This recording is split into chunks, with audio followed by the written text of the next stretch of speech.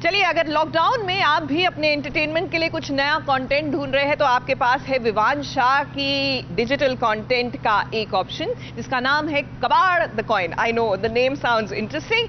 आखिरकार 17 मई को रिलीज हुई ये डिजिटल कंटेंट जो है कितनी इंटरेस्टिंग है और इसमें क्या नया है, आइए चलिए आज विवान से ही बात करते हैं उनके एक्सपीरियंस के बारे में।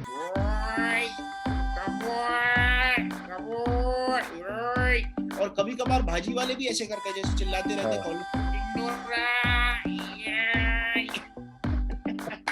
कबाड़ द कॉइन वो फिल्म जो MX प्लेयर पर रिलीज होने वाली है। आज हमारे साथ हैं विवान शाह जिन्होंने कबाड़ द कॉइन में कबाड़ी का किरदार निभाने के लिए बहुत मेहनत की है, फिर चाहे वो कबाड़ी की आवाज हो या फिर उनका रहन सहन। मैं हूं रवि जैन और इस वक्त मेरे साथ मौजूद हैं अभिनेता विवान शाह जिनकी नई फिल्म आ रही है कबाड़ द कॉइन। इसके बारे में हम उनसे बात करेंगे। सबसे पहले ये नाम थोड़ा सा अटपटा सा है, कबाड़ द कॉइन, मतलब इसका क्या मतलब सेंस क्या है? मतलब एक फिल्म आई थी दाग द फायर कबाड़ द कॉइन, इसके बारे में बताइए थोड़ा पहले।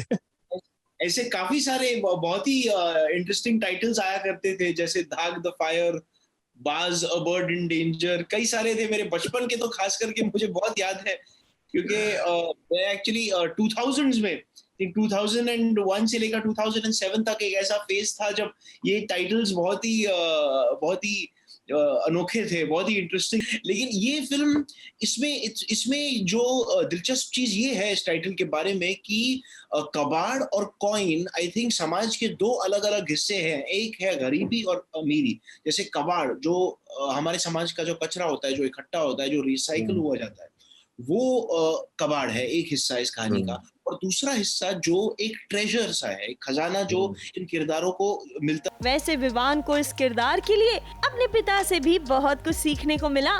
कैसे, वो आप इनसे ही सुन लीजिए। क्योंकि आवाज ये भी एक बहुत दिलचस्प चीज थी रियाज के दौरान कि वो जो कबाड़ी वाले की जो पुकार होती है, जो हम कॉलोनियों में चारों तरफ में जो गूंजती रहती है उनकी पुकार, उनकी आवाज जो चिल्लाते रहते कि ओए ओए, ऐसे अतरंगी से आवाज बनाते हैं, बहुत ही यूनिक आवाज बनाते हैं। तो उस आवाज को सीखने में एक्चुअली कभी कभार मैंने ऐसा भी किया कि जो घर से अगर वो आवाज सुनाई दी तो मैं फौरन नीचे भाग जाता था और उसका पीछा करता था। और कई बार तो हम एक्चुअली कबाड़ी वालों को के साथ बहुत कुछ बात किया, काफी रिसर्च किया, उनके गोडाउन्स पे गए, उनके घरों पे गए, उनके गराजों पे गए। बहुत बहुत सीखने को मिला, खास करके सिर्फ कला के बारे में नहीं लेकिन आई थिंक समाज के बारे में, उनकी जिंदगी के बारे में मेरी आंखें काफी खुल गई। और ये भी बहुत दिलचस्प चीज है कि सबसे पहले वो जो पुकार जिसके बारे में बात कर रहा था, मेरे पिताजी ने भी कहा जब मैं रियाज कर रहा था कि ये एक बहुत इंपॉर्टेंट चीज है जिसको तुम्हें पकड़ना पड़ेगा, कि वो जो आवाज खास करके जो निकलते हैं।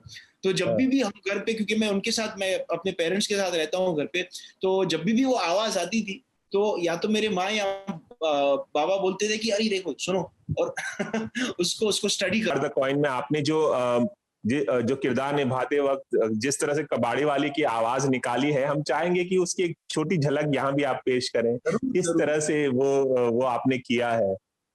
जरूर। एक तो आपने उनको बहुत ही दूर भेजना पड़ता है, तो एक ऐसा अपने मुंह के साथ कुछ अजीब सा करते हैं जैसे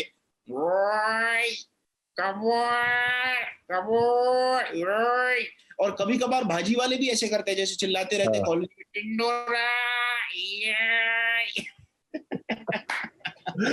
बहुत वक्त लगा और सबसे कमाल की चीज ये थी कि उसको डबिंग स्टूडियो में भी रेप्लिकेट करना पड़ा।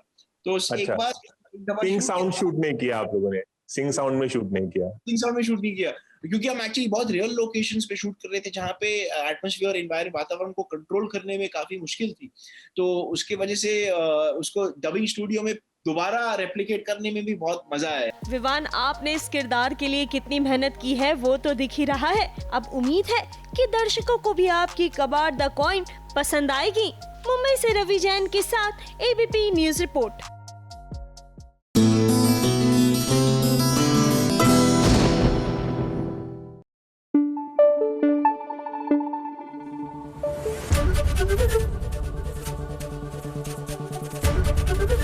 ABP न्यूज आपको रखे आगे।